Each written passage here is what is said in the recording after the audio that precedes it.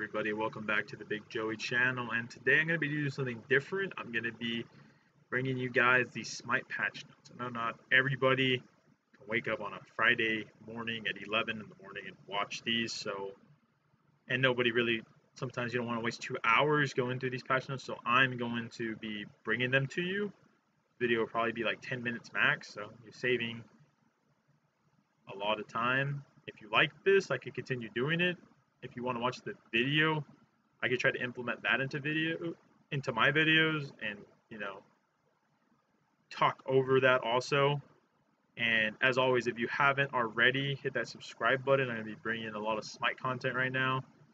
So without further ado, I'm going to jump right into this. So this is Royal Champions, the 5.15 update. These are the notes. This is out for PC right now, and it will be hitting console in about 2 weeks. So right off the bat, we're going to be looking at new god skins. So we got Royal Champion Awilix, Abyssal Acolyte Agni, Warptech Giannis, Shadowclaw Bastet, Riptide Poseidon, and Sunny Chibi Amaterasu. So we're getting 6 new skins in this patch. And we're getting a new adventure. So Classic Joust is the name of the new adventure.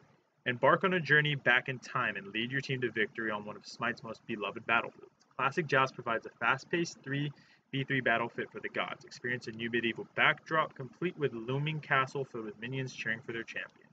So essentially, they're bringing back the old Joust map as an adventure. That's really all it is. And they are adding a new bundle, the Royal Champion bundle. So you get Royal Champion Awilix, Royal Champion Recall skin, the global emote, the music theme, Sir and Dame titles, and a golden key. So let's move on to some miscellaneous stuff. They'll be dropping some new cosmetics. They will be adding Cutesy Giannis avatar, Smite Prime avatar, Portal Jump Stamp, Royal Champion avatar, the Royal Champion loading frame, and the Royal Champion loading screen. They're going to add the Crystal Colossus Ymir skin to the Awesome chest. They're going to be updating the Godlike chest, adding the Cuckoo Kukulon skin, Solstice Hail, and the Star Lancer on her. And also, they will be updating the Fantasy Point store. They will be adding Queensguard Erlong Shen, Super Chrono 64, and Devil's Horn Raijin. So that's it for the miscellaneous. Now we're going to go to bug fixes. So in general, fixed an issue where Pele would hear the drums sound much more than intended. This issue has been hotfixed in 5.14. And now fixed an issue where Daji and Kumbhakarna interacted in an unintended way. This issue has been hotfixed in 5.14, and the Pyromancer's attack chain will now reset as intended. Spectator fixed an issue where the buff icons were not showing up next to God on Spectator UI. UI fixed an issue where the Surrender UI didn't show visual as intended. Fixed some issues where friends would appear in-game on the friend list even when they were not, and hitting the escape key with the chat open will now close chat and clear any text there instead of bringing up the setting menu. For console, fixed an issue where certain UI text would be cut off in certain languages, fixed an issue where Kali's passive UI could get stuck on the screen, and fixed an issue where players could get stuck while entering the vault. Audio, remastered the following voice packs for more consistent audio volume: Primal Huntress Artemis, Super Chrono 64, Sir Pentworth, the 4th Esquire Kukulon, Squirrel Squad Ratatasker, and Madam Blade Circuit. Violent Lord Thor, ultimate ability audio has been adjusted to be more consistent in volume with other Thor skins. Geek Beast Thoth fixed an issue where abilities 2 would not use the intended audio. The second ability would not use the intended audio. And Primal File Ares adjusted audio on his second ability in ultimate, which is his 4, to more accurately reflect the ability's actions. And this is just going to be some god fixes. Gods, Ao Kuang fixed an issue where Ymir Wall could cause issues with Ao Kuang's ultimate. Achilles fixed an issue where his shield would be stuck floating near him. Athena's taunt confound will now properly highlight enemies in the area. Najah fixed an issue where players could be teleported across the map after being ulted by Najah. Circuit fixed the updated targeter for her Deathbane ability on the Dread Queen skin, and Susano fixed an issue where players would experience performance issues while using Susanoo's first ability. Now we're going to go into item balances. So Blackthorn Hammer. Blackthorn Hammer has been rarely used essentially since Season 5. The item has a strong passive effect but lacked a clear focus on the role. We are shifting the stats on this item to make it a clear option for warriors who want to play more like true tanks. The passive effect works especially well on tanky characters as they can maximize the time spent above or below 50% HP. So what they're doing is increasing health from 350 to 450 and decrease physical power from 30 to 25. So you're losing 5 power, but you're gaining 100 health. Let's move down to Silver Branch Bow. Silver Branch Bow. Attack speed builds have many items fight into item slots. Silver Branch Bow was reworked recently to be the item that provided exceedingly high attack speed as its unique feature. However, compared to the way attack speed is available on other items and on god abilities, its extra attack speed was often wasted. Bonus attack speed will never be wasted again with the new Silver Branch Bow. Now players will be able to build this item to gain physical power when overcapping on attack speed.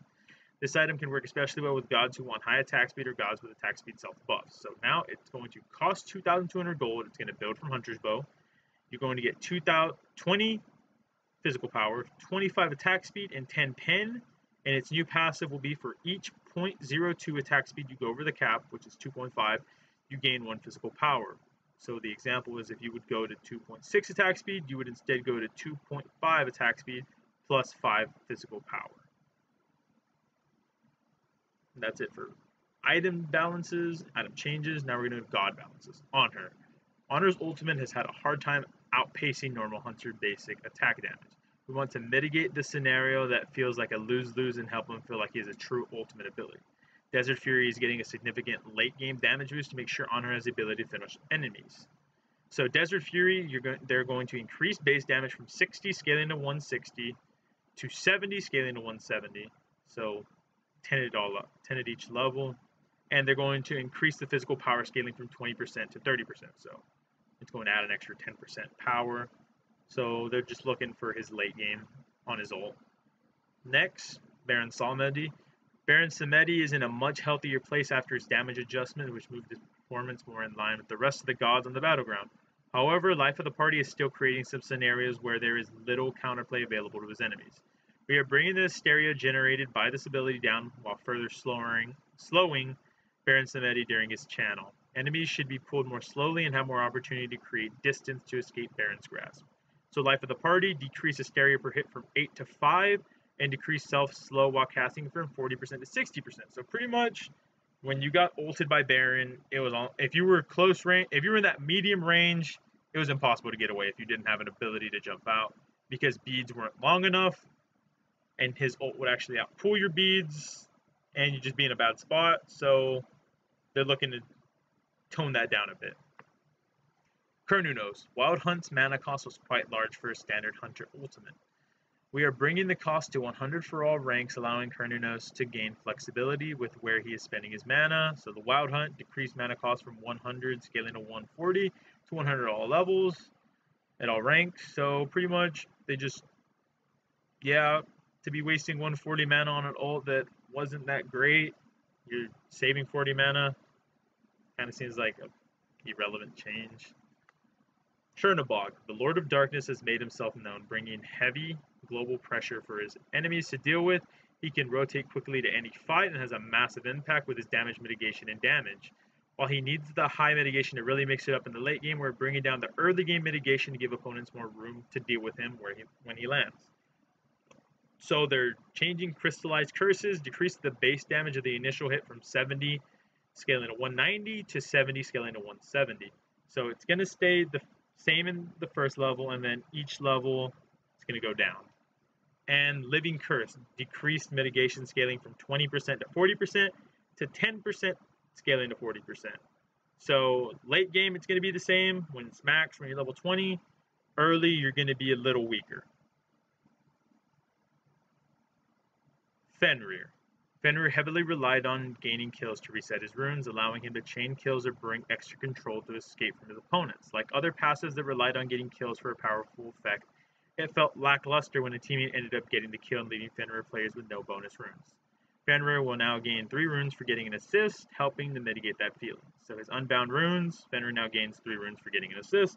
Pretty much, Fenrir if you didn't get the kill, you're kind of useless. You just wasted all your runes, and you don't get a kill. So now, if you get the assist, they're giving you 3 runes. Pretty simple there. Pele. Pele definitely brought the heat during our public test server, resulting in a few nerfs before she hit our live servers. After more players have had their hand at throwing lava around, she is not performing at the same level as PTS. We are bringing up her base survivability and giving her a reduced cooldown on Pyroclast, giving her more opportunities to poke or engage her enemies. Additionally, Magma Rush is seeing a partial revert. Pele will now move much more quickly around the map, enhancing her ability to position well and be in the right place at the right time. So they're changing. Her base health is increased from 440 to 460, so 20% health boost. Pyroclast is decreased cooldown from 14 to 13 seconds, and Magma Rush increased movement speed from 20% to 30%. So Pele is kind of going to be a little better next patch. Nija's passive rework allowed him to gain quite a bit of physical power early game, allowing him to clear and gank with overwhelming pressure. We're reducing the amount of physical power that's provided to slow down and reduce his early game pressure. So Righteous Spirit, which is his passive, they decreased the base power from 1 per stack to 0.5 per stack. So Nija pretty much became the best jungle in the game. He had really good clear. You could gank pretty much at level 2 and put some really good pressure. At level 3, you could almost guarantee a kill. So they're toning him down just a bit. And the last god on the list is Thoth. Thoth has an ability that can cause item effects to trigger at a very high rate. Glyph of Pain has the potential to let Thoth abuse items that work on ability damage, especially at high levels of play. We're preventing Thoth from triggering items in this way, as we have done with similar abilities in the past that can cause this issue. So Glyph of Pain, this ability no longer triggers any items. So essentially items like Polynomicon and Soul Reaver, stuff like that, Glyph of Pain does not trigger them. And that is pretty much it for this patch notes. If you guys do really like this, I'll keep putting out the patch notes when they come out every 2 weeks. I'll make sure to keep you guys updated. If you haven't already, hit that subscribe button. I'm going to be dropping a lot more Smite related content. I'll be mixing it up, but mainly I'm going to be back playing a lot of Smite. So